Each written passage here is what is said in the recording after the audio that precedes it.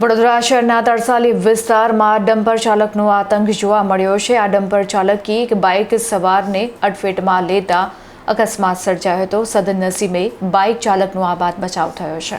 શહેરના તરસાલી શાક માર્કેટ નજીક ફરી એકવાર એક બેફામ ગતિએ દોડતા ડમ્પર ચાલકનો આતંક જોવા મળ્યો હતો, જેને પગલે સમગ્ર વિસ્તારમાં ભારે અફરાતફરી મચી ગઈ હતી।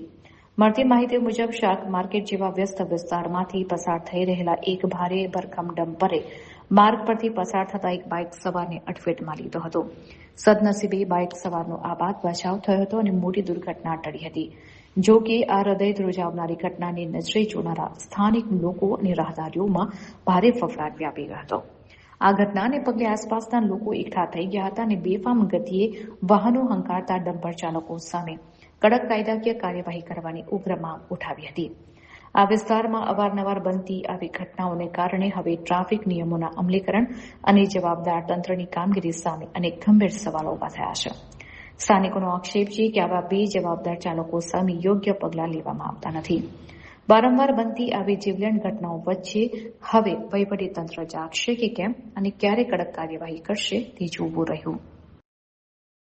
સમોસા લાવ્યો હતો અને સમોસા લઈને આ સાઈડ આવી રહ્યો હતો, તો એ બમ્પરવાળા ડાયરેક્ટ અહીંયાથી આમ દબાવી દીધી અને આ સાઈડ રિક્ષા પડી હતી, તો ગાડી ડમ્પરના નીચે આવી ગઈ અને મેં સાઈડમાં પડી ગયો।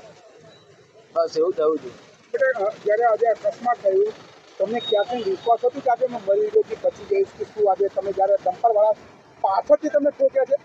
ના, પાછળથી ના, એ પાર્ટીએ દબાવી દીધો। મેં આ સાઈડ આ લાઈનમાં ચાલતો હતો ને ડાયરેક્ટ આ લાઈનમાંથી ડાયરેક્ટ આ સાઈડ દબાવી દીધો છે મને। શું કહેશો બેટા, જે રીતે ડમ્પર ચાલક લોકો બેફામ રીતે ડ્રાઇવિંગ કરતા હોય છે અને આવામાં લોકોને મોત થતા હોય છે, શું કહેશો? તમે યુવાન દીકરા છો બેટા, શું કહેશો? બમ્પરવાળા આજે દીખતા નહીં, ધ્યાન રાખતા નહીં, જેમ ફાવે એમ ચલાવે છે લોકો અને બધાને ઉડાડે જ છે। ત્યારે બેટા તમારી જે બાઇક છે તમારી ડમ્પરના નીચે આવી ગઈ, પછી તમે મદદ માટે લોકો દોડી આવ્યા, પછી તમને કેવું લાગ્યું બેટા? શું કહેશો?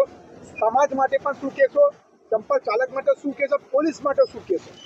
પોલીસ તો નહીં, પોલીસને તો કેસ બેસ તો કશું થયું નહીં। ડમ્પરવાળો કહે છે કે મેં ખર્ચો આપી દઉં છું।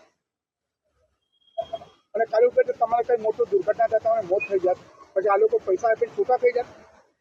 એ તો પછી રાજકારણ છે યાર, બધું એવું જ ચાલશે અભી તો। કેટલું દુઃખ છે જે બેફામ રીતે ડમ્પર ચાલકો ગાડી ચલાવે છે।